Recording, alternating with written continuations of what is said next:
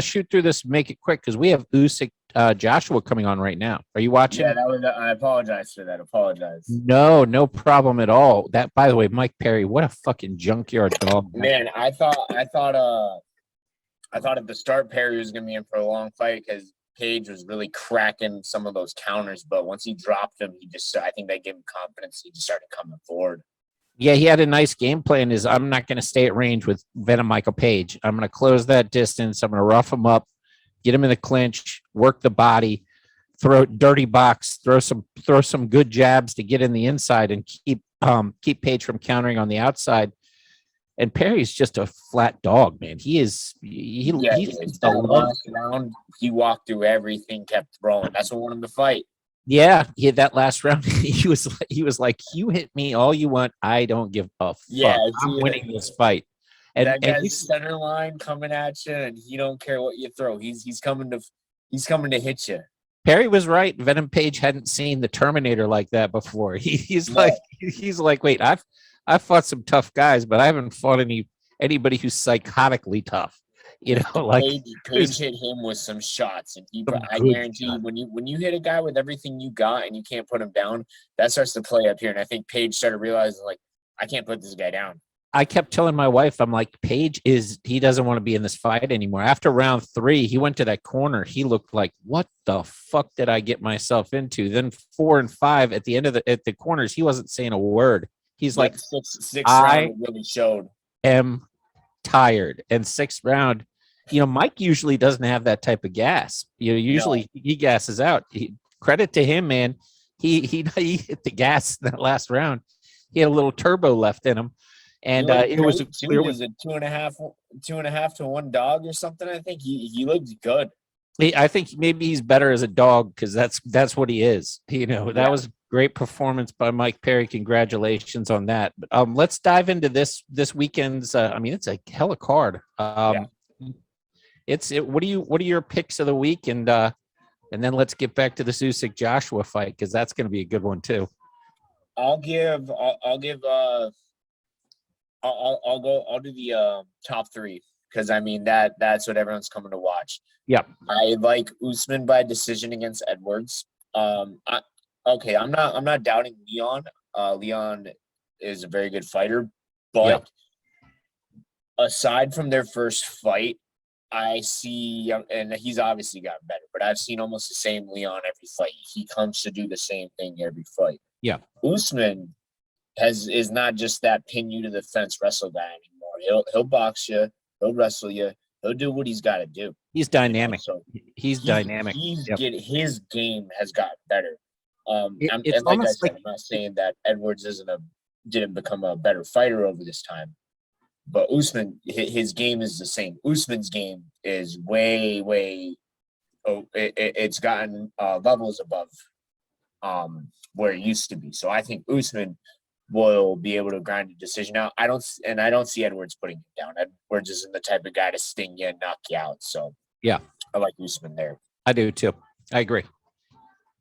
Next, I like Paulo Costa. I love Luke Rockhold. I'm a huge Luke Rockhold fan. But just not a good matchup. Not a good matchup. You gotta. I watched Paulo Paulo was doing an interview yesterday.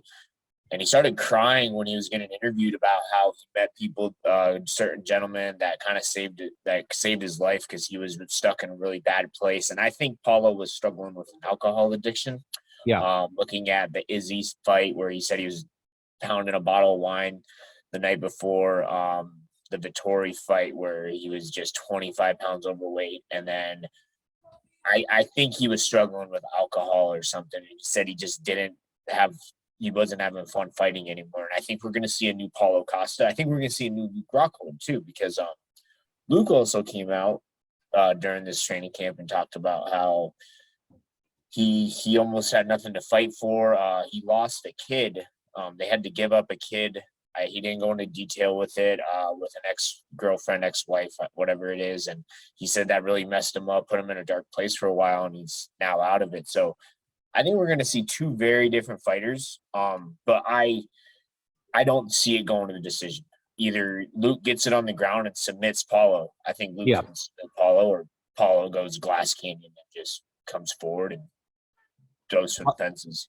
Paulo seems pretty locked in on this one. I mean, he seems intense and locked in and angry, and I think he looks mentally in it for me, and I like that pick as well. Then that's definitely that will, I won't say under 1.5, but I will say that fight will not go the distance. I don't see. There's no way those guys go the distance. Rockhold's either submitting him or Rockhold might hit him with something tricky because Rockhold is a super good striker. So he's not as disciplined with his hands, but his angles, his footwork, really good. And for my pick of the week, I'm gonna go with the featherweight king, Jose Aldo. Yeah, one of my favorite fighters growing up. He's such a great. Sorry, go ahead. I said I love Aldo. I love Aldo too. Aldo used to have Aldo's gas tank used to be in question. I haven't seen his gas tank in question since he's gone down in weight. He's looked great, minus a couple hiccups here and there. I don't think he lost to Marlon Moraes. I look at the Merab versus Moraes fight. I think is going to be kind of similar to this one, except you got Aldo, who doesn't slow down in a 3-round fight. He's probably one of the best guys to stuff in the takedown in that division by a mile. I mean, it's there statistically. It's there. Aldo, you don't take this guy down. Aldo's a Brazilian Jiu-Jitsu black belt, excellent Jiu-Jitsu guy under Team Nova União. Leonardo Santos, the guy who gave me my first stripes on my white belt, is also fighting tonight against Jared Gordon, I believe. So I'll be rooting for both of those guys. But you don't ever see Aldo using his Jiu-Jitsu.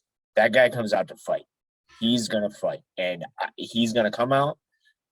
I think he stuffs whatever Merab tries to shoot at him, and he just styles on him for 3 rounds. And I don't know if he'll put him away, but I know he's gonna have something for him. I really like Aldo in that fight. Aldo's a dog too, so I'll go with another dog this week. Even though last week it was the week of the underdogs, I just had the wrong one. But hey, the Aldo pick. I mean, he's going up against one of the best takedown specialists in that division, and I don't know that he's going to want to use that skill against Aldo. So I think that if you've got something you're great at, taking somebody down that's playing right into somebody's wheelhouse, it's, even though Aldo is the underdog, that was my pick of the week. Apparently Drake put like $275,000 on Jose Aldo. I saw that, and everyone's saying the Drake curse. The Drake curse, but Drake's the do theory. I think Drake might actually be right on this one. So it's going to be fun. I love that. So we have Jose Aldo, we've got Usman, which I absolutely agree with you on as well, and Costa are your 3, with your the week being Aldo. One matchup I'm really interested in is this Tiberia Romanov one, because Tiberia is 1-5 of 6. He's a pretty damn good dog there. He's a big dog too. Like, he's a very, very big underdog, and I think he's live. I think he's a live dog on that one. I don't think it's a good bet to say he's going to win, but for the money, I think it's the smart money play. And it's a big upset if it happens, but not in the way I think the Vegas odd makers have put it. I really like that too, because that fight is not going the distance. No, someone's going to clip each other, and Tiberia, I feel, has just as much of a chance to knock out his opponent, and I like that one. I think it's the same. This one's wild, but I think it's the same for the Hunsucker fight. I think it's the same deal. I mean, granted, Pedro's a massive favorite. I think he's the biggest favorite on the card. Yeah. That's another fight where, like, Hunsucker could be a live dog. If I had to add one fight to my 3-fighter pick, and it's like, why don't you just pick the favorite on the card? I would not pick that fight, just because too many instances. Because just going back to the Tiberia fight, those guys can turn each other's lights out. Yeah, it's going to be a fun card. I'm sure you and I will talk. Do you work tonight, or are you going to be watching? I will be watching tonight. I'll be watching. I'm about to shower up and queue it up on Hulu here in a minute.